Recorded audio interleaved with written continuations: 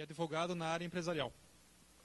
A mim ficou, vamos dizer assim, com a tarefa até bastante interessante de passar para vocês quais são as vantagens de você se legalizar como um empreendedor individual. Então, inicialmente, eu queria dizer o seguinte: nós estamos aqui em número não tão grande de pessoas, então eu acho interessante a gente interagir durante a palestra. Então, se alguém tiver uma colocação para fazer, alguma dúvida que queira esclarecer, pode interromper a palestra no momento da dúvida, que muitas vezes as dúvidas de vocês também podem ser a dúvida de outra pessoa que por algum motivo não vai fazer pergunta, e isso enriquece a nossa explanação. Então, caso vocês precisem, ou alguma dúvida que vocês queiram esclarecer, vocês podem me interromper no momento da palestra. E eu também gostaria de estar à vontade de fazer perguntas para vocês, indagações relacionadas ao tema, para que eu também possa pegar com o exemplo de vocês e poder desenvolver melhor o assunto, para a gente poder ficar um foco interessante da palestra para vocês. Pode passar para outra, por favor. Quem aqui é empresário, ou seja, quem aqui tem uma empresa limitada, constituída, ou uma SA, ou até é empreendedor individual? Você tem que tipo de empresa? Bem, faz tempo? Esse ano. Alguém mais? Então ele, qual é o seu nome? William, você está aqui, ó, classificado como empreendedor individual. É o termo que a legislação dá para a pessoa que apenas ela, tão somente ela, explora uma atividade economicamente organizada, ou seja, explora uma empresa, uma atividade econômica para ganho dela. A lei estipula quais são as atividades que você pode ser um empreendedor individual. Para vocês terem uma ideia, não são todas as atividades que você pode ser um empreendedor individual. Eu, como advogado, eu não tenho como ser um empreendedor individual na área do direito. Eu posso empreender em qualquer outra área que a lei possibilite que eu empreenda, mas não como advogado. Eu não tenho como abrir uma empresa individual de advocacia. Não é possível. Eu só consigo fazer isso como uma sociedade de advogados. É para vocês terem uma ideia, como se fosse uma sociedade limitada com pelo menos 2 sócios. Então eu não posso, eu, sozinho, como advogado, empreender individualmente. Então a lei estipula quais são as atividades que são possíveis que você empreenda e quais não são. Aqui, como o próprio nome diz, é empreendedor individual, uma pessoa só. Optantes pelo simples são empresas limitadas que têm no mínimo 2 sócios. Não é o foco da nossa palestra hoje. A gente só está fazendo essa diferenciação para vocês se situarem no que é exatamente um empreendedor individual. Aquelas microempresas e empresas de pequeno porte, identicamente a essas do simples, são empresas limitadas.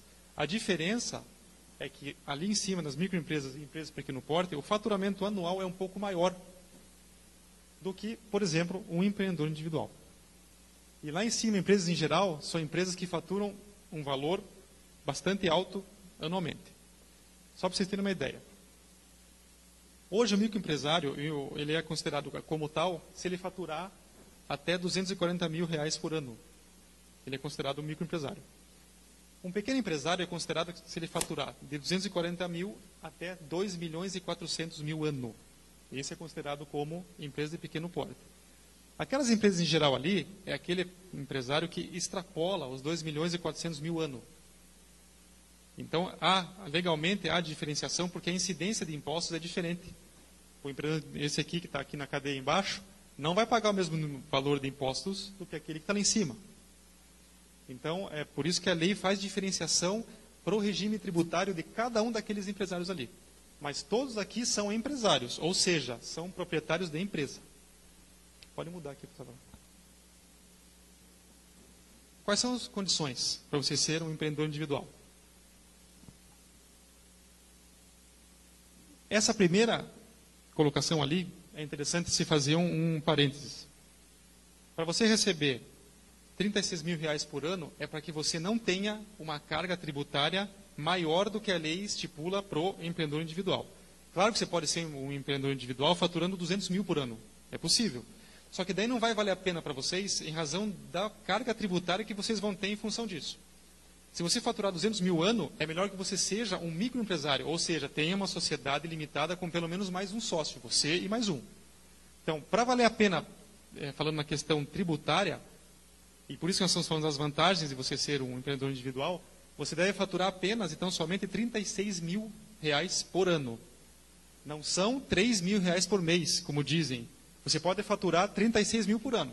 No primeiro mês você pode faturar 10 mil, depois no segundo, terceiro e quarto você não fatura nada, depois você fatura mais 16 mil, 26, e lá no mês seguinte mais 10, depois não fatura nada.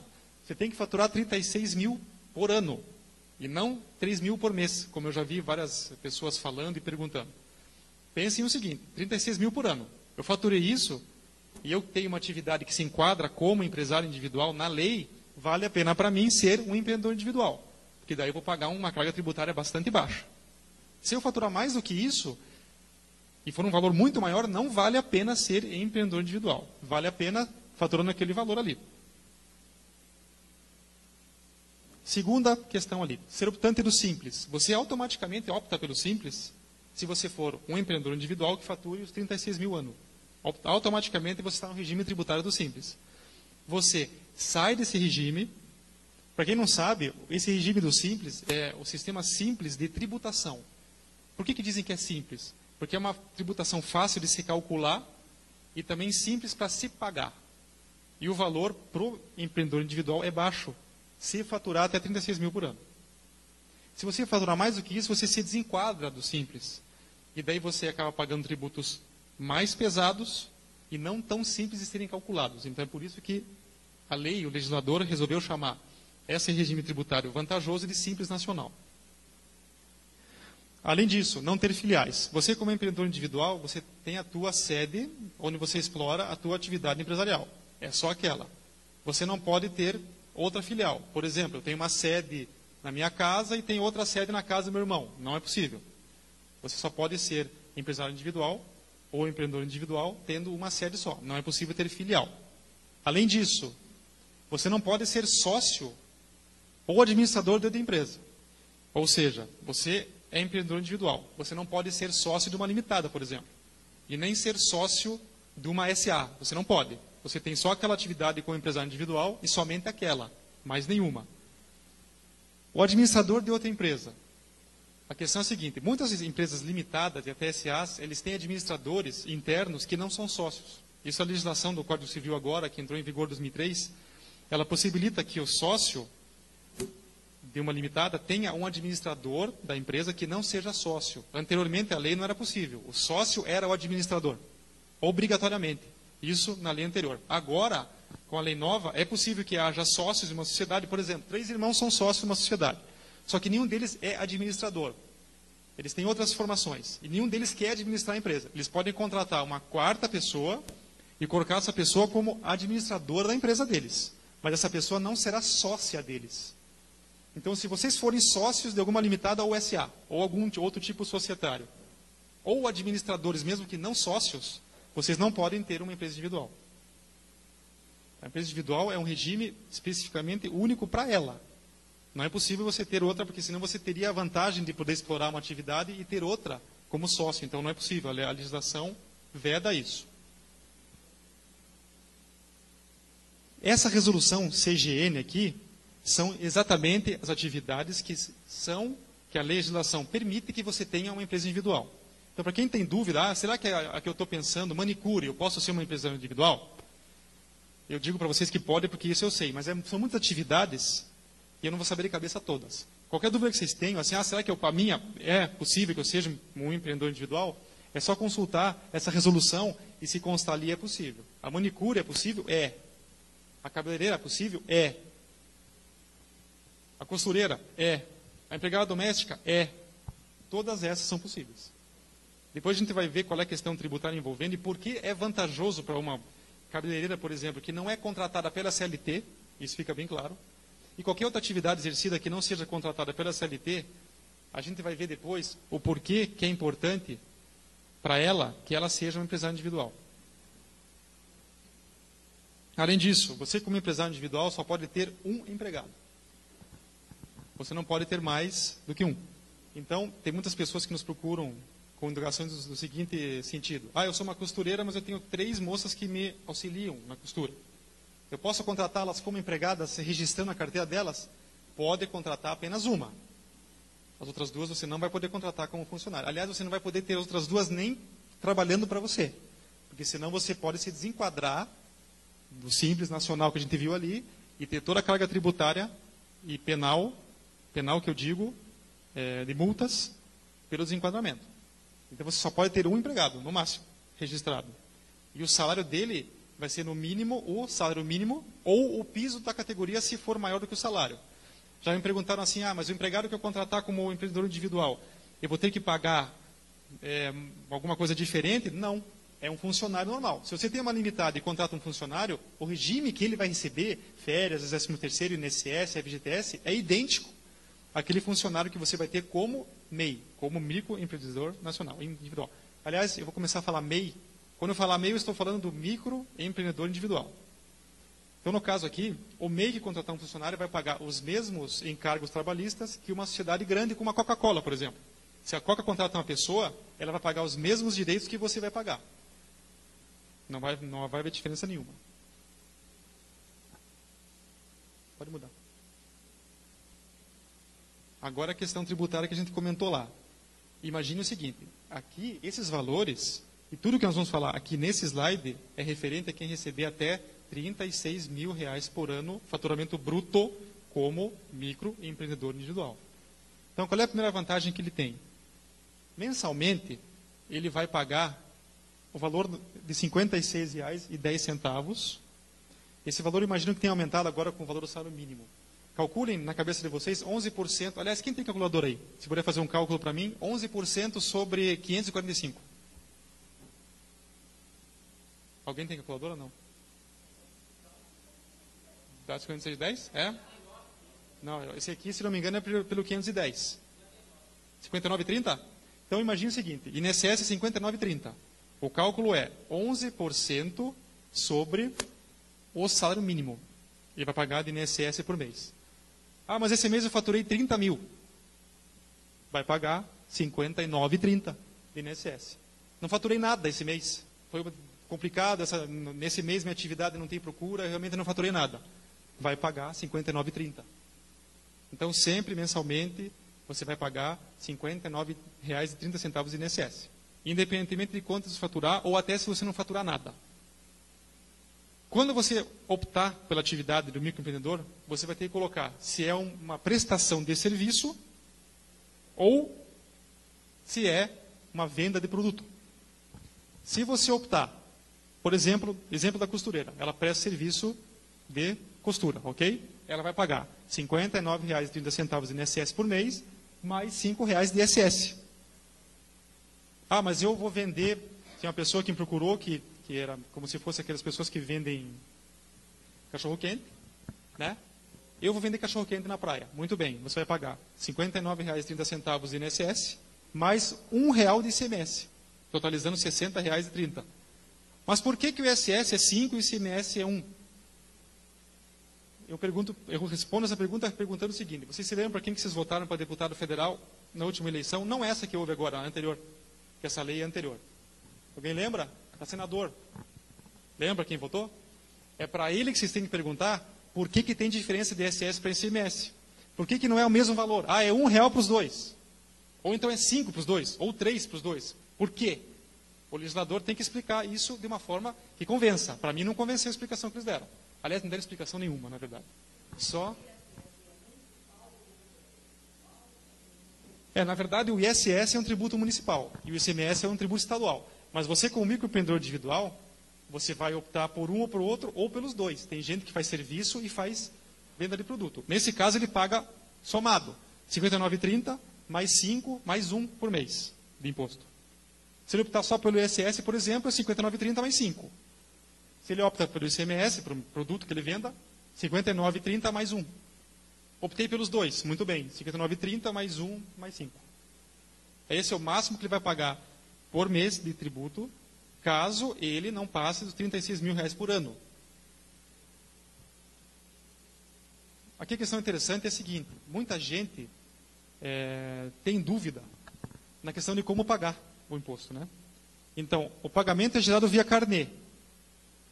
Você pode entrar no portal do empreendedor, lá ele gera automaticamente esse carnê para pagamento do imposto. Se informa só a tua atividade, quando você se formaliza, você vai ter um CNPJ, e você vai entrar num tipo específico de atividade ali. Ali você informa esses dados, vai sair o carnê automaticamente para você pagar. Uma outra vantagem que você tem de se cadastrar e de se formalizar como empresário individual. Você não tem taxa de abertura de empresa. É gratuito. Além disso, você não precisa de contador. Naturalmente, muita gente opta por ter um contador. Mas, primeiramente, você não é obrigado a ter o contador, ao contrário da Limitada e da SA, que precisa ter um contador, obrigatoriamente, você não precisa ter. E segundo, o contador ele é obrigado a prestar o serviço gratuito para o empresário individual. Se vocês procuram um contador e pedem para ele, eu preciso que você faça a contabilidade da minha empresa, ele não pode cobrar nada de vocês. Eu não sei se os contadores, a maioria não sabe disso, mas eles não podem cobrar. Legalmente não pode, é zero de taxa. Olha, achar é mais difícil, vai ser difícil, né? Tá? Mas não pode cobrar. Dá, com certeza. Mas eu digo para vocês, a vantagem é essa, vocês não têm nada para abrir a empresa, não pagam. Total imposto que vocês vão pagar por mês não é em cima do faturamento, e sim um valor fixo, mesmo que você não fature nada, é aquele valor todo mês. E você não precisa de contador. Se você for uma pessoa boa, que tivesse finanças, os controles financeiros bons, você não precisa de contador. Você mesmo pode fazer os seus controles. Porque, na verdade, é simples. Você não fatura muito, o imposto você paga uma vez só, você guarda aquilo que você pagou, e não há necessidade de contador mesmo. Mas a questão é se a pessoa é boa financeiramente na questão do controle ou não. Mas o controle deve haver, de qualquer maneira. Pode passar outra. Tá? Pode fazer.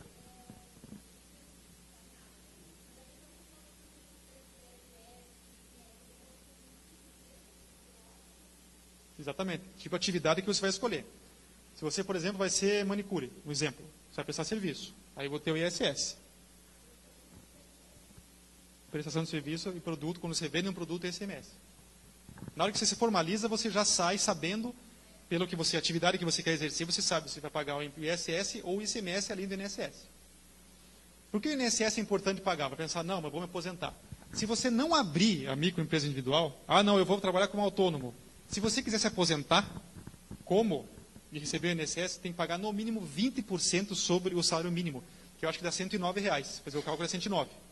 Então, um autônomo, eu, por exemplo, como eu falei no começo da palestra, eu não posso, como advogado, ter uma empresa individual, porque a atividade não está naquela resolução que eu mostrei para vocês. A minha atividade não está. Eu tenho que ter no mínimo mais um sócio. Então, eu não consigo pagar aquele 59,30. Eu tenho que pagar 109 no mínimo de INSS mensal para eu me aposentar com um salário mínimo no final. O microempreendedor individual, ele paga hoje R$ 59,30, quase metade do que eu pago, e vai se aposentar com os mesmos salários mínimos, não sei quanto vai ser, hoje seria 545, quando se aposentar. Então essa seria mais uma vantagem que o MEI tem de se formalizar. Ele paga menos INSS e se aposenta com o mesmo tanto que um autônomo. Então por isso é vantagem. Tem muita gente que eu tenho conhecimento, em salão de beleza, aqui está falando de cabeleireiro, etc., que está se formalizando. Para justamente, primeiro, poder dar nota fiscal, que depois é outra vantagem que a gente vai ver melhor. E segundo, se aposenta pagando menos de INSS. Então, para ela é vantajoso se formalizar.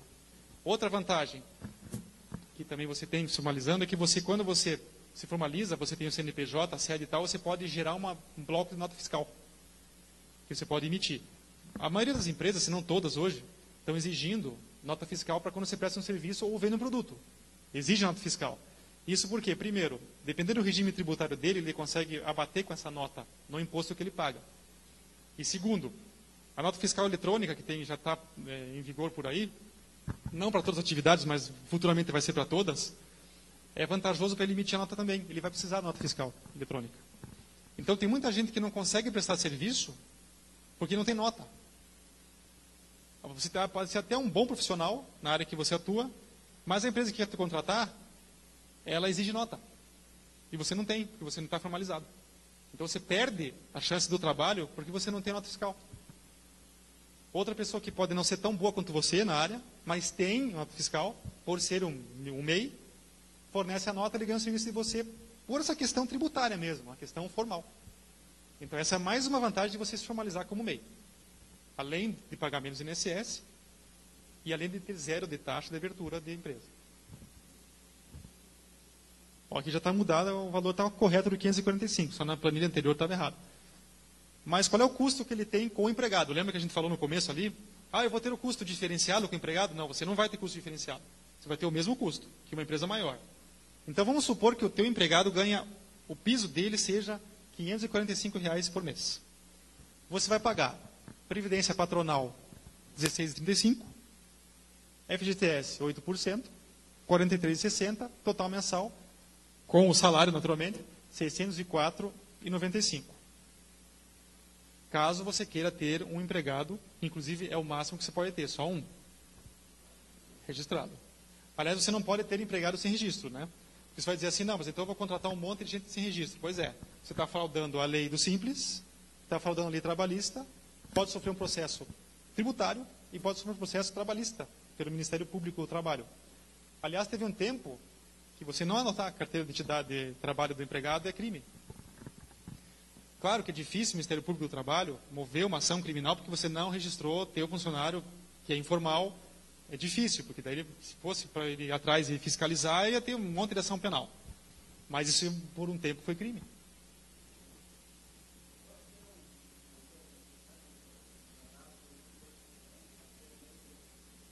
Pode, desde que ela não trabalhe para você, entende? Vocês podem trabalhar, a pergunta dele é interessante. Ele está perguntando se ele pode ser o MEI e a esposa dele também ser MEI. Vocês podem ter um regime de trabalho de parceria caso uma empresa faça uma atividade e a outra. Como é que eu posso simplificar isso para vocês? Uma costureira, uma costura e outra prega botão. Eu não sei pregar botão, mas eu não sei costurar. Então tudo bem, eu costuro, você prega botão. Tá? Ok, vamos fazer uma parceria? Vamos. Então as duas se unem, as duas podem ser MEI, cada uma pagando os impostos, etc., como a gente viu antes. Uma faz uma coisa, a outra faz a outra. E trabalham em parceria. Daí consegue angariar mais clientes, porque são duas angariando. Consegue na nota fiscal, se precisar. E tem uma amplitude maior de aceitação e de busca no mercado. E a nota fiscal, você só é obrigado a dar para a empresa, para a pessoa jurídica que te pedir. Você não precisa dar uma nota fiscal para a pessoa física. Se uma pessoa física contrata o serviço de vocês, você não precisa dar nota fiscal. Claro que se ela pedir, você pode dar. Mas a lei não obriga que você dê para a pessoa física a nota fiscal. Ela obriga apenas a pessoa jurídica. Pode passar.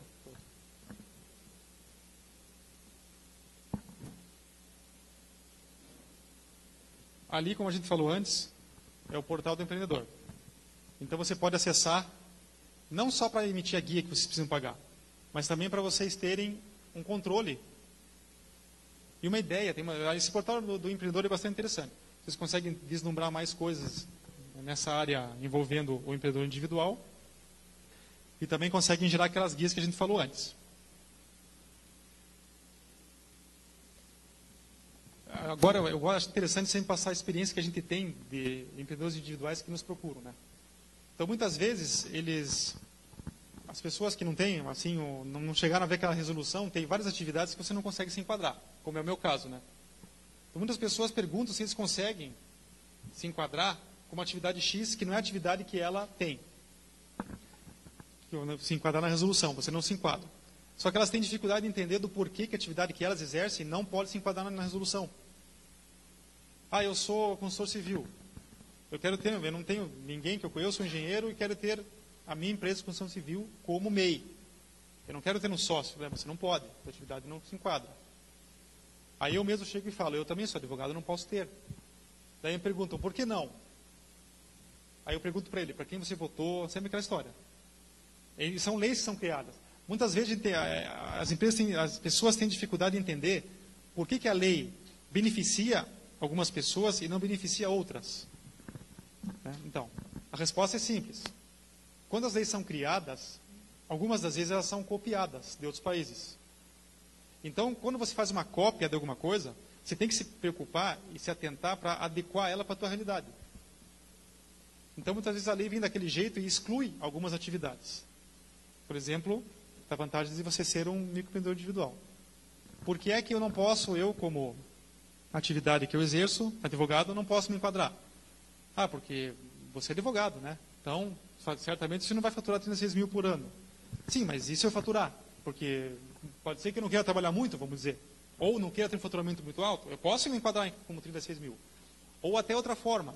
Eu posso começar com o microempreendedor individual, porque eu sei que no começo eu não vou faturar muito. A hora que eu começar a estourar aquele teto, o que acontece? O que eu devo fazer?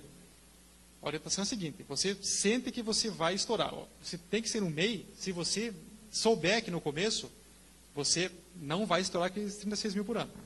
A pergunta que eu faço quando me procuram para perguntar se vale a pena ou não, a primeira pergunta que eu faço é essa. Você acha que você já vai, no primeiro ano de atividade que você tiver, já vai estourar os 36 mil por ano ou não?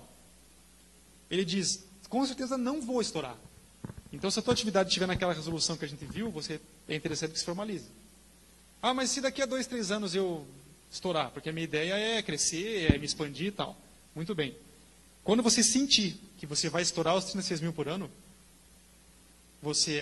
que é interessante fazer, você dá baixa nessa empresa individual, constitui uma sociedade limitada com algum sócio e enquadra inicialmente, daí vai depender de quanto você vai faturar.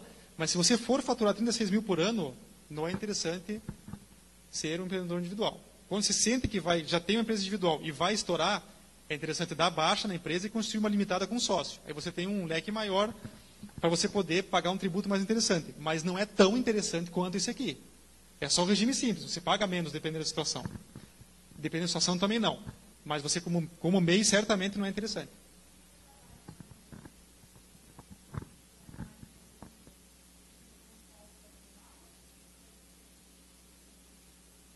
A baixa na empresa individual, ela é parecida com uma limitada. Você não pode estar com imposto em atraso, basicamente isso. Se você tiver funcionário, você não pode ter débito para com o funcionário. O fundo de garantia tem que estar pago, férias, tudo certinho. E os teus impostos ali, junto com o INSS, também tem que estar pago. Aí você consegue dar baixa. Se você tiver com algum débito, você não consegue. Então, esses questionamentos são interessantes, porque o que acontece, por exemplo, que as pessoas me dizem assim, não, mas no ano que vem eu acho que eu vou faturar 50 mil, mas no outro ano eu vou voltar para 20. Pois é, aí você vai ter que fazer, eu oriento assim, você tinha que encontrar um consultor financeiro, o Sebrae tem várias pessoas que fazem esse trabalho, eles têm uma planilha certinho, você fala o seguinte, eu vou faturar tanto nesse ano, no ano que vem tanto e no outro tanto. Tudo bem, então você coloca na planilha e vê quanto você pagaria de impostos, com esse faturamento que você está projetando, quanto você vai pagar de impostos caso você seja um empreendedor individual ou um empresário com uma sociedade limitada constituída. Aí você faz esse planejamento, você faz essa visão na planilha e você vê se vale a pena, pelos impostos que você vai pagar, se já se constituir como um MEI ou você arranjar um sócio e ser uma sociedade limitada. Isso vai depender muito de quanto se imagina que vai faturar.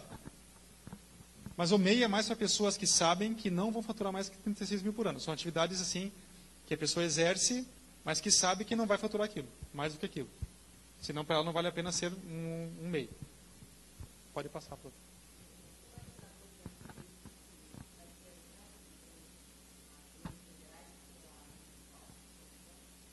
Depende. Isso a gente pode conversar no final. Então, a gente viu no começo ali que você paga o INSS e depois tem as questões de carência para você ter os direitos. Né? Então, aqui tem uma listinha de benefícios que você já tem pagando o INSS e se constituindo como MEI. Então, por exemplo, você contribuiu 10 meses, você já tem direito a estar na maternidade. Então, as mulheres aqui presentes, que se constituíram hoje como, no mês de março, vamos dizer assim, como empresárias individuais, daqui a 10 contribuições, na 11ª você já vai ter direito, né, quando pagar a 10ª contribuição e por acaso nasceu o filho, vai ter direito de salário maternidade. Então são 10 contribuições mensais para fazer jus a esse benefício do salário maternidade. Com 12 contribuições faz jus ao auxílio-doença. Então a maternidade todo mundo entende quando acontece só com a mulher quando nasce o filho. O auxílio-doença, ele tem várias questões interessantes aí envolvidas. Muitas pessoas exercem atividade que pode caracterizar uma lesão, se você fizer o esforço repetitivo ali. A costureira é uma delas, fica fazendo aquilo o dia inteiro, pode ter problema de LER, que a gente diz, né, que é a lesão por esforço repetitivo. Então, se ela desenvolveu a LER na atividade de costureira dela, depois que ela contribuir com 12 contribuições para o INSS, ela pode se afastar por auxílio-doença. Ela faz o pedido do INSS, ela se submete a uma perícia com um perito do INSS, E se ele atestar que realmente ela desenvolveu uma lesão por esforço repetitivo, ela consegue receber o auxílio-doença, que vai equivaler mais ou menos ao valor que ela receberia com o salário mínimo, e ela daí, em princípio, pode se afastar e ficar, como diz na gíria popular, ficar encostado. Eu cansei de ver isso aí, eu estou encostado pelo INSS. Né? Vocês devem ter ouvido isso também. Então, é o auxílio-doença, é um dos motivos que a pessoa diz que está encostada. Ah, mas isso aí só serve para quem tem LER? Não. O assistente de trabalho também.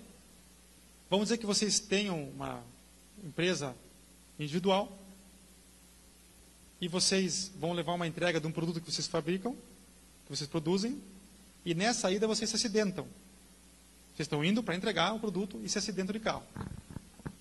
Dá para caracterizar como acidente de trabalho. Você também se afasta por auxílio-doença. Sem ficar caracterizado que isso tinha ligação com a tua atividade. E você vai fazer jus a esse auxílio a partir da 12ª contribuição mensal do INSS, que é o 59,30 que a gente viu ali atrás. Por invalidez. Imagine que nesse acidente que eu comentei aí, a pessoa fica inválida, o braço dela, por algum motivo, tem uma lesão que não vai poder mais utilizar o braço. Estou dando um exemplo assim bem grosseiro para vocês entenderem quando é que se aplica aqui a questão dos benefícios. Então ele não vai ter mais como utilizar o braço. Ele pode se aposentar com invalidez parcial, porque não foram os dois braços, foi um só. A costureira é um exemplo típico. Eu me acidento lá, me corto com a minha máquina de costura, mas invalidou meu braço. Então, invalidez parcial, porque não foi total, foi um braço só, uma mão só.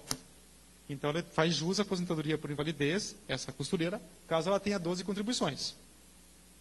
Antes disso, não. Ah, se eu fizer 6 meses e machucar, não vai fazer jus. Ah, eu engravidei e nasceu meu filho quando eu tinha 4 contribuições, também não faz salário de maternidade. Então, esse aqui é o mínimo de contribuição que você tem que ter para fazer jus a esses benefícios aí. Aposentadoria por idade. Então, o que deve ficar claro aqui é o seguinte: você só se aposenta por idade com esse benefício aqui, não por tempo de contribuição, por idade. E é no mínimo 15 anos contribuindo. Então, as pessoas que têm, por exemplo, as mulheres que têm 45 anos hoje, tá? 45 anos, muito bem, vou me constituir como microempreendedor individual. Joia. Contribuiu 15 anos, com 60 se aposenta. Porque a mulher por idade com 60 se aposenta, contribuiu 15 anos se aposenta.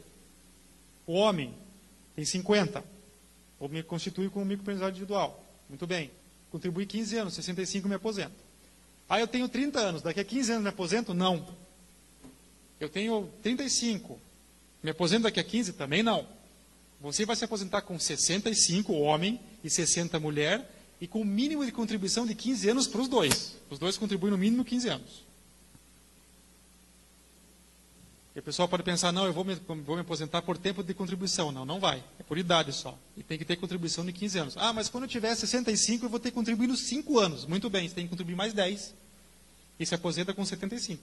Você tem que ter os 15 anos de contribuição quando você tiver idade. Se não tiver, tem que pagar o restante para se aposentar. Entenderam isso?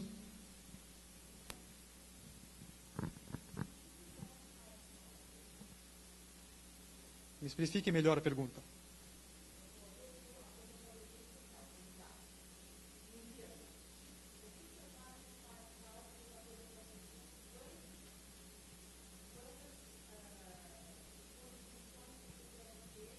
São 15 anos. 15 vezes 12. Quanto dá? Calculadora? 180.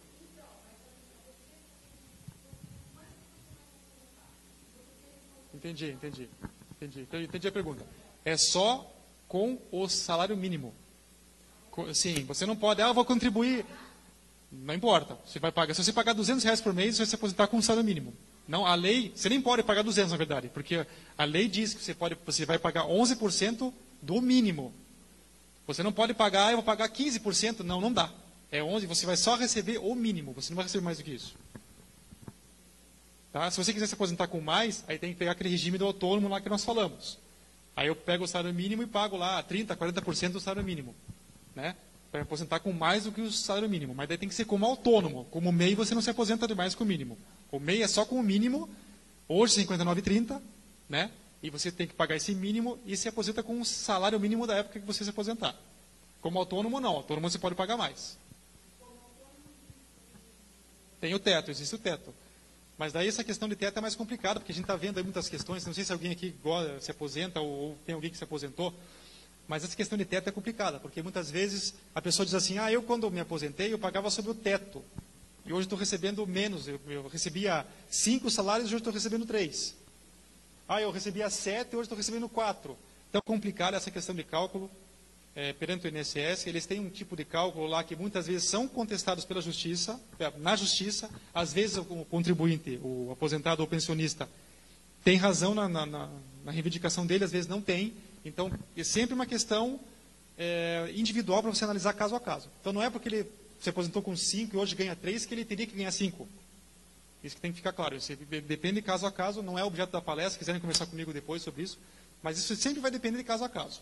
Mas aqui, especificamente, você vai receber só um salário mínimo e só deve contribuir com 11% do salário mínimo da época que você está contribuindo.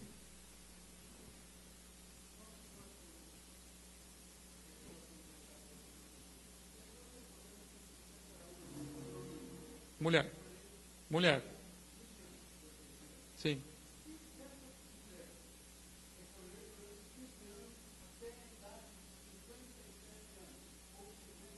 $60.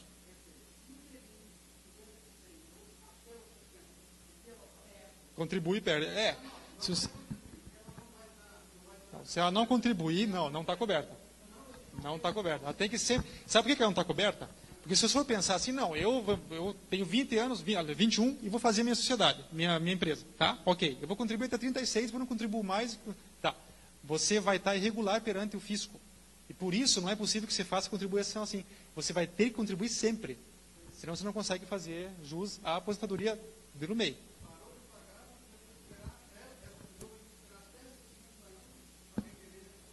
E vai ter que pagar sempre, não pode parar. Não pode parar. Senão era fácil, né? Eu vou lá, na verdade, eu não tenho atividade nenhuma que eu exerça que eu possa me enquadrar como MEI. Mas vamos dizer, eu vou lá abrir uma qualquer lá só para pagar, porque você pode abrir só para pagar o INSS mais barato e não ter faturamento. Você pode fazer isso, é possível, é que nem um autônomo. Tem pessoas que pagam como autônomo o INSS, mas elas não trabalham como autônomo. Eu conheço pessoas que fizeram para o filho. Quando o filho teve CPF, vou começar a pagar. Filho com 3, 4 anos, fiz CPF dele. Vou começar a pagar como autônomo para ele já. Daí quando tiver 39 anos, vamos dizer assim, ele já se aposenta, né? Está pagando 35 anos. Ele não trabalhou nunca. Quando ele começou a trabalhar, ele é empresário, ele trabalha como CLT e tal. Ele nunca foi autônomo, mesmo autônomo, ele nunca foi. Mas sempre contribuiu como autônomo, mas não era autônomo. Faz jus, porque está pagando. Então, o MEI é a mesma coisa. Eu posso abrir uma atividade, eu vou ter que ter uma atividade. Eu vou pagar ICS ou ICMS e o INSS, eu vou pagar. Mas eu não vou trabalhar. Então é vantajoso por isso também. Mas se pensar assim, então eu abro agora uma. Daqui a 15 anos eu paro. Daqui a 15 anos eu vou estar com 30 anos. Certo? Eu tenho um cara de 15 hoje? Não tenho, né? Mas imagine isso. 21 anos eu abri uma empresa. Tá? Vou pagar até 36 anos. Que eu paguei os 15. Vou esperar até mais 29 para chegar nos 65. Opa, agora vou me aposentar lá, porque lá atrás eu paguei. Não, senhor. Você tem que pagar sempre. Não pode parar. É o mínimo de 15 anos e a idade que você tem que completar 65 homens e 60 mulher. É isso, e o mínimo de 15. Mas eu não posso pagar só 15 e esperar. Isso não dá para fazer. A legislação não permite, o INSS não paga uma aposentadoria assim. Aqui é pensão por morte. 0, né, como vocês estão vendo. Então, vamos supor assim, um pai de família abriu fez uma formalização como microempreendedor individual. No dia seguinte ele saiu, deu um infarto, morreu. Ele era casado e tinha filhos. A esposa recebe pensão por morte já. Se ele se formalizar hoje e amanhã morrer, a esposa dele recebe a pensão por morte. E vice-versa. A esposa abriu uma MEI, amanhã morreu. O marido recebe pensão por morte. Isso é 0 de carência. Não precisa nem ter pago a primeira. É 0. Abrir hoje um vencimento da minha primeira contribuição seria só dia 30. Tá, morreu amanhã, dia 18? Ok, já ganha pensão por morte. É 0 de carência.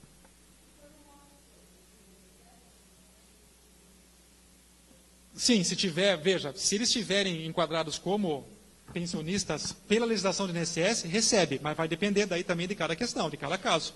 Mas se enquadrar, recebe normalmente como se fosse um autônomo, ou coisa do gênero. Auxílio reclusão é para questão de prisão aqui, que eu acho que, né, dá para entender, se a pessoa está presa, tal, recebe auxílio reclusão, na verdade, esposa ou filhos que estejam, né, precisando desse auxílio reclusão. Também é 0. Então, dependendo do benefício, ele tem uma carência maior, dependendo tem uma menor ou até nenhuma. Sempre. Aí vai depender do cálculo, né? Mas a pensão vai ser um salário mínimo, por exemplo, o auxílio doença vai ser perto disso, a aposentadoria por invalidez vai ser um salário mínimo, geralmente sim. Então, quais são as vantagens, como a gente estava vendo, que eu procurei expor para vocês? Quais são as vantagens de se credenciar e se formalizar como MEI? A primeira delas, o INSS, você tem todos esses benefícios aqui com um valor menor do que um autônomo, que pagaria 20% no mínimo do salário mínimo, e vocês pagam 11%, como MEI. Essa seria uma vantagem. Qual seria a outra vantagem? Você paga imposto, por exemplo, ISS mais barato do que uma pessoa que seja empresária com uma sociedade limitada, ou uma SA. Eu pago ICMS menor também do que o empresário por limitada ou por SA. Vou pagar menos imposto também, desde que fature 36 mil por ano. Qual é a outra vantagem? Eu consigo emitir nota fiscal para quem me solicitar. Para a pessoa jurídica. A pessoa física não precisa emitir. Se ela pedir, sim, mas não é obrigatório. O que está acontecendo muito hoje em salão de beleza, as mulheres devem saber disso. As pessoas que trabalham em salão de beleza, nenhuma delas é contratada por CLT. Todas elas são autônomas. O que elas fazem, o que acontece muito é que elas alugam uma cadeira lá. Ah, eu sou cadeireiro, muito bem. Eu aluguei essa cadeira aqui, pago tanto, recebo tanto do que eu fizer. A outra é manicure, pedicure, pinta cabelo, etc. É assim. Hoje, qual é a vantagem que ela tem sendo autônoma? Se ela pagar o INSS, pagará R$ 109 no mínimo. Se ela se formalizar como empresária individual, ela vai pagar aqueles R$ 59,30 que a gente viu, mais R$1 do serviço que ela passa. Vai pagar R$ 60,30 por mês. Praticamente quase a metade do que ela pagaria como autônoma. Bom, eu sabia que vinha pergunta desse tipo aqui, por isso eu deixo aberto esse tipo de pergunta, para a gente não falar só do MEI, porque, e claro que dá vínculo. Você trabalha todo dia, mesmo horário, tem alguém que está fiscalizando o seu serviço. Né? Isso aí, claro que dá vínculo trabalhista, ela é empregada. Esse é outro problema, é na seara trabalhista, né? O que a gente está vendo aqui, mais a questão envolvendo as vantagens, né?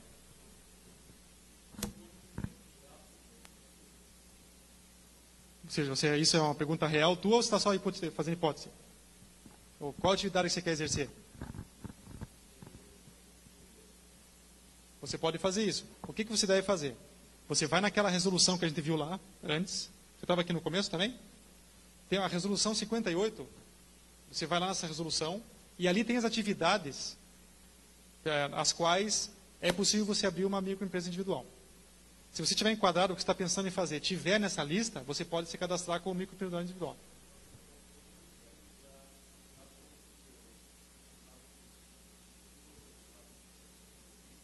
Você consegue aposentar. Por exemplo, vamos fazer um exemplo hipotético. Boa pergunta tua. Vamos dizer que você pagou 10 anos como autônomo, carnezinho, laranjinha e tal. Agora eu quero me formalizar como microempreendedor. Muito bem. Aquilo que você pagou há 10 anos soma com o que você pagar daqui para frente. Você não perde aquilo, você vai somar. Só que você não vai receber nada de volta, porque você pagou a maior, né? Você sempre pagou mais do que vai pagar agora. Mas você soma aquilo e consegue ter vantagem com isso aí.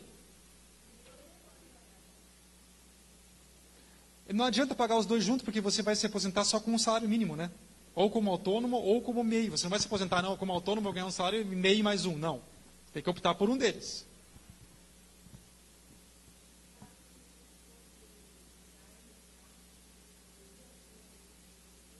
Então, tem atividades que eu sei de cabeça que tem lá, e outras não. Eu não sei de cabeça se pode ou não. Eu sugiro que você consulte essa resolução 58 e veja se tem. Eu acho que se não tem o design, deve ter alguma coisa próxima ali que você consegue se formalizar com o MEI. Só vou pela vez lá que aquela moça levantou primeiro. Tem uma moça que levantou primeiro, depois você lá. Então pode perguntar. Não. Não se enquadra. Porque o representante comercial tem uma lei específica para representante comercial, né? tem o conselho específico, que é o CORE, né? Então, você não consegue se formalizar como MEI, como representante comercial. Ali você não vai achar essa atividade na Resolução 58.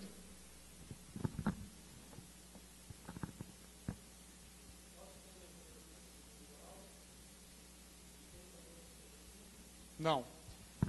A empresa individual, você só pode ter aquela, só uma, não pode ter filial, e você não pode ser sócio em outra empresa e nem administrador de outra empresa. Eu estava explicando no começo aqui que na lei, antes do Código Civil novo, o sócio obrigatoriamente era o administrador da empresa.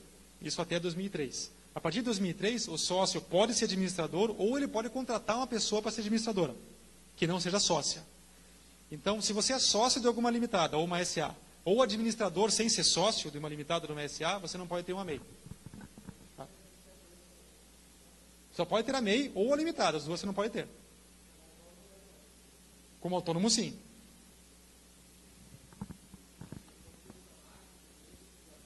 É possível. Então, uma vez me perguntaram o seguinte, chegou um funcionário público para mim e perguntou assim, olha, eu posso, sendo funcionário público, eu posso ter uma microempresa individual? Aí eu disse o seguinte, você vai no regimento interno da entidade que você está lotado, pegue o regimento, leia ali se tem vedação para você abrir uma empresa ou uma microempresa individual. Se não tiver vedação, você pode abrir. Se tiver, você não pode. É simples desse jeito. Se não vedar, eu não vejo nenhum problema legal nisso. Se vedar, você não pode abrir. Eu sou funcionário numa empresa, CLT. Posso ter uma MEI? Pode, tranquilamente. Você pode fazer atividade final de semana e de noite. Ou se você trabalha à noite, você faz de dia. Tem um primo meu que ele trabalha de noite, ele trabalha com TI. Ele não tem MEI, mas estou dando um exemplo assim. Se ele quiser ser um microempreendedor individual, em alguma área que tenha na Resolução 58, ele pode.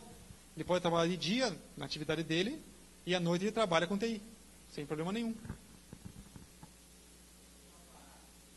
Precisa. Tanto precisa que, dependendo do local da tua sede, você não pode ter atividade. Então, o que acontece muitas vezes? O local que eu vou fazer da minha sede, que toda empresa individual tem que ter uma sede. Eu vou fazer num lugar que está irregular ali, questão de IPTU. Vocês têm que ir lá no urbanismo da Rua da Cidadania do bairro de vocês, vão lá e peçam uma declaração do urbanismo, da Secretaria do Urbanismo lá na Rua da Cidadania, peçam essa declaração para que surja ali a questão de como se fosse uma emissão de irregularidade, vamos dizer assim. Regular não vai estar, mas perante o fisco e perante a prefeitura, é aquela situação do imóvel que você quer fazer a tua regularização do imóvel, a tua sede. Com esse documento é possível. Mas o meu não tem irregularidade nenhuma. Muito bem, traz o talão de IPTU e você abre a sede ali. Tem locais que não é possível você abrir atividade. Tem outros locais, dependendo da atividade, que vai o bombeiro lá fiscalizar. Não são todas. Então, depende da atividade que você quer, você não pode abrir no endereço que você quer. A outra, vai o bombeiro, ele pode achar alguma irregularidade, e a outra não. Muita coisa que a gente vê, nos mutirões que a gente fez ano passado, foi que a pessoa chegava, mas meu vizinho abriu tal coisa e não tem problema nenhum. Eu estou tendo um monte de problema com bombeiro e tal. Tá bom, qual que é a tua atividade? É essa. E qual que é a atividade do teu vizinho? Aquela. Pois é. Ele não precisa de tudo isso aí, você precisa. Tem atividades que o bombeiro vai ter que ir lá, fiscalizar, etc., e outras não. Então vai depender muito do que você quer fazer. Também. Então depende da atividade, vai depender sempre da atividade.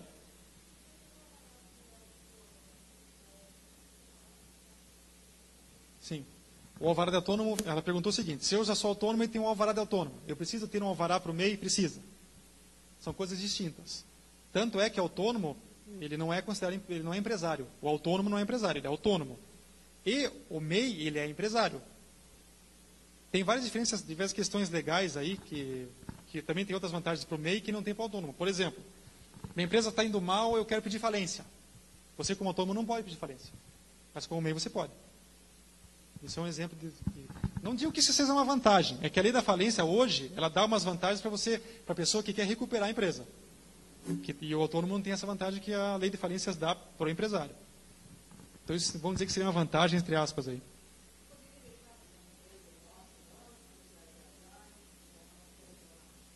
Se você pagar os impostos, sim. Senão você paga tudo com multa. Mas se você pagar os impostos mensalmente, pode. Tem gente que não vai nem fazer atividade, mas vai se constituir porque quer se aposentar com um salário pagando menos do que o autônomo. Então não vai trabalhar nunca, não vai emitir nota, não vai nada. E durante 15 anos, vamos dizer assim. Uma mulher de 45. Abriu, vai pagar 15 anos, não vai fazer nada, paga sempre por mês o imposto e depois vai se aposentar. Então você pode 1 ano tranquilo, você pode ficar os 15 anos, ou 20, ou quanto for.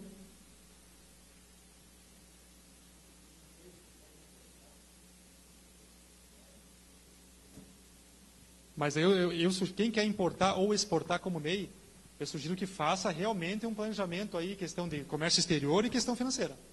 O Sebrae tem vários consultores nessa área financeira e na área de comércio exterior também. Porque muitas pessoas pensam que importar e exportar é simples, e não é. Tem que ter vários detalhezinhos que tem que cuidar. E eu sugiro que faça uma consultoria no Sebrae para quem quiser fazer exatamente dentro da lei, pagando o mínimo de impostos legalmente, porque a gente sempre vai orientar para pagar o mínimo que você tem que pagar, mas sempre dentro da lei. Nunca deixar de pagar imposto, mas sim pagar o justo e não pagar mais, porque tem muita gente que paga imposto a mais do que deve. Isso também, não vou dizer que não está certo do seu ponto de vista legal, mas ela está pagando mais do que deveria pagar. Então faça planejamento tributário para ver o quanto realmente você tem que pagar. Pague imposto, tem que pagar, realmente tem, mas não pague mais do que tem que pagar.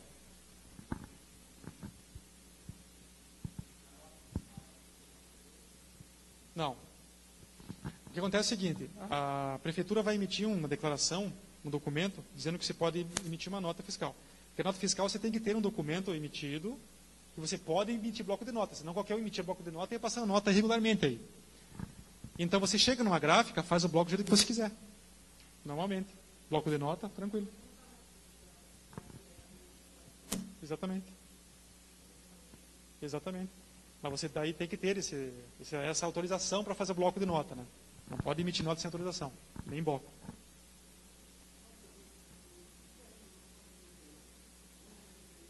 Você pode pegar na internet e colocar. Você pode voltar naquela transparência lá que tinha. Transparência. Eu sou no tempo da transparência. Então eu não tenho 15 anos, como eu falei para vocês, né? Pode voltar no slide lá. É esse daí, pode voltar para baixo, faz favor. Olha lá. Vai lá no Google e coloca assim. Resolução CGSN 58 de 27 de 4 de 2009. Quem quiser anotar, aí vai aparecer a resolução ali. Vocês clicam e veem quais atividades que estão enquadradas como possíveis de serem microempreendedores individuais. Como eu disse para vocês, não são todas. Contador também não pode. Essas atividades que a pessoa é profissional, que ele se forma numa faculdade, como engenharia, medicina, direito, tal, não dá para se enquadrar com o MEI. Agora, administrador pode, porque ele pode exercer qualquer atividade que ele quiser. Economista pode, ele pode exercer qualquer atividade que ele quiser. O contador não pode. Porque o contador ele tem o conselho dele, específico, ele não pode ser MEI. Ele tem que ter, no mínimo, uma sociedade de contadores. Ele não pode ser microempreendedor individual.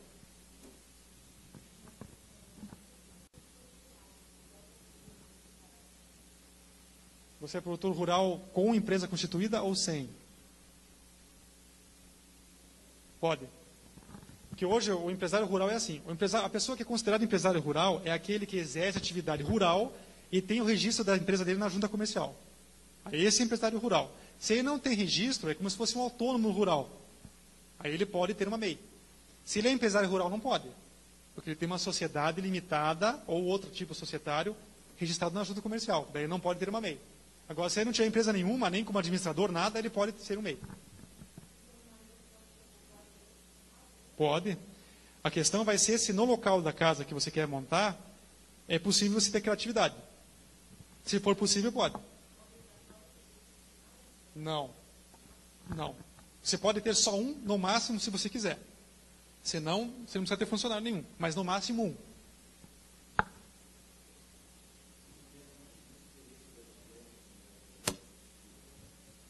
É possível? Possível. Ele perguntou aqui, pessoal, se pode ter mais de uma atividade no mesmo endereço. Pode. Não tem problema nenhum. Desde que o local que você quer montar a sua atividade seja possível montar aquela atividade específica lá.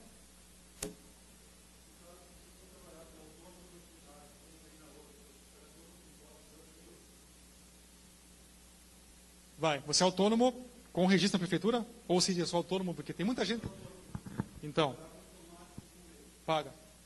Porque muita gente se diz autônomo, mas não é. O autônomo mesmo é aquele que tem registro na prefeitura.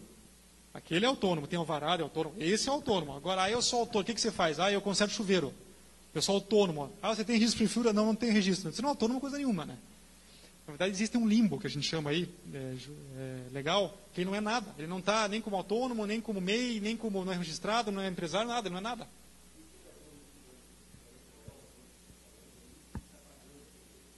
Sim.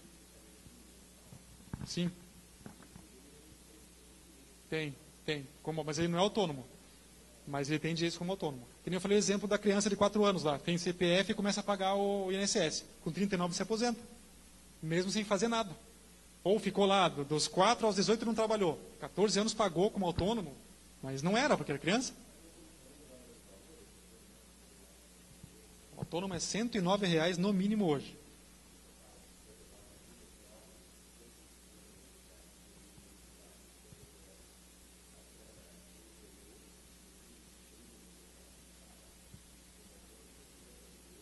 Não, se ele for autônomo mesmo, ele tem que pagar R$109 por mês.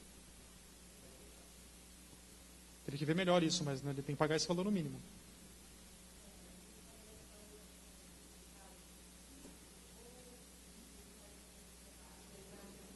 É fixo. Por exemplo, eu faturei esse mês R$5.000. Vou pagar R$59,30 de INSS. Não faturei nada. Vou pagar R$59,30 esse mês. Faturei 30 mil. R$59,30 de INSS. O que tem que cuidar é não ultrapassar 36 mil por ano. É isso que o MEI tem que cuidar. Se tiver dentro disso, os valores são aqueles que a gente viu lá. Não vai passar disso.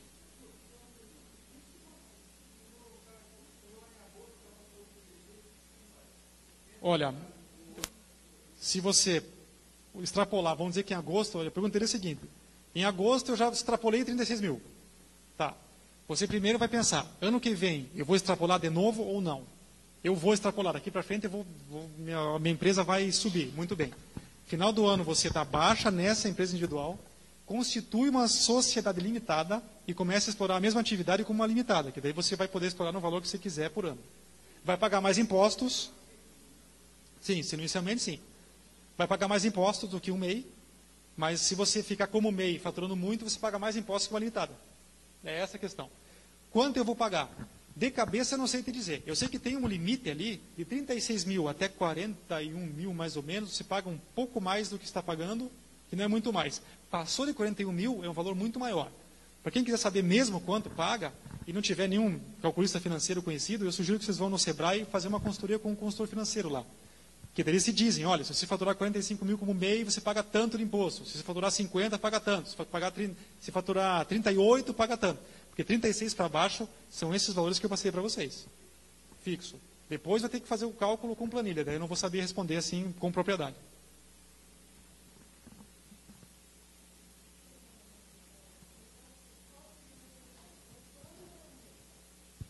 Para quê? Para o INSS? MEI. Eu digo que o MEI é mais vantagem para tudo. Só não é vantagem se você faturar mais que 36 mil por ano. Eu quero bater nisso.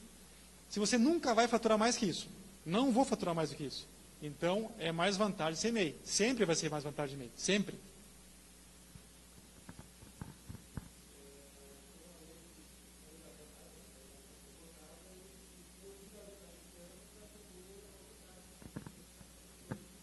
Exato.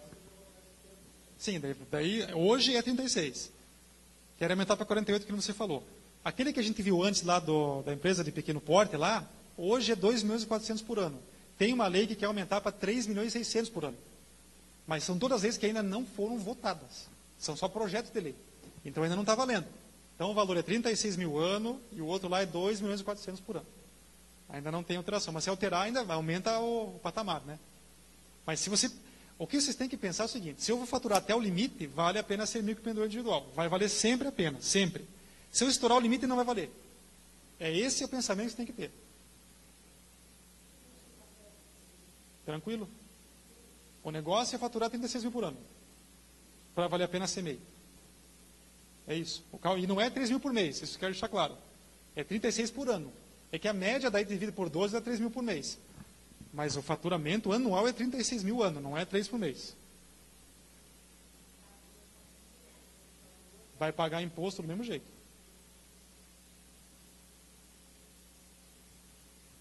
Pessoal, eu espero que muita gente que esteja aqui, e até aqueles que já saíram, e que queiram se formalizar, tenham saído daqui com a ideia de sair se formalizar como MEI, dentro dos 36 mil por ano. Porque realmente é vantajoso. Se não fosse vantajoso, eu não estaria aqui dizendo isso. Tá? Eu não estaria. Podia vir outra pessoa aqui dizer que era. Eu não diria.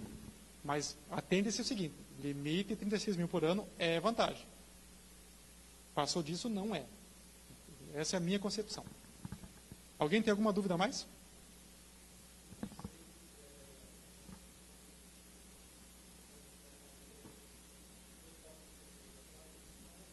Sim.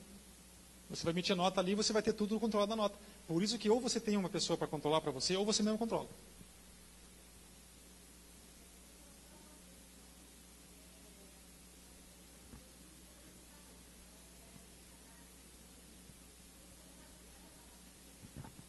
Imagine o seguinte, mulher 45 anos, pagou 20 anos, depois parou.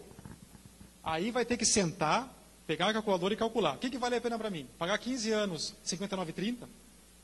E me aposentar? Ou pagar mais 10, 109 e me aposentar? O que vale mais a pena? Mulher com 40, pagar 20, 39, 59,30 ou 10, 109? É no cálculo. Tem que ver o que vale a pena. Se ela nunca foi nada, vale a pena o MEI. Aí do autônomo vai depender de caso a caso. Não vai ter como te responder isso aí, tem que ser o caso específico de cada um. Sim.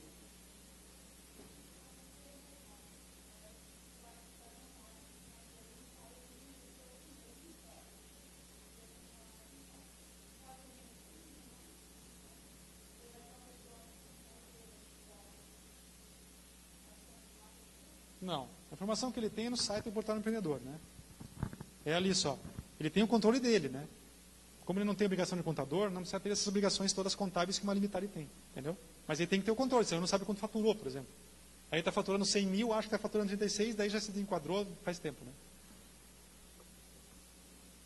Bom, já falamos depois, é que está terminando o tempo. Tá bom. Bom, pessoal, espero que quem entrou aqui com a ideia de se formalizar, que saia com a ideia mais forte ainda. E eu estou à disposição de vocês que querem conversar comigo aqui. E espero que tenham gostado da palestra. Obrigado pela presença.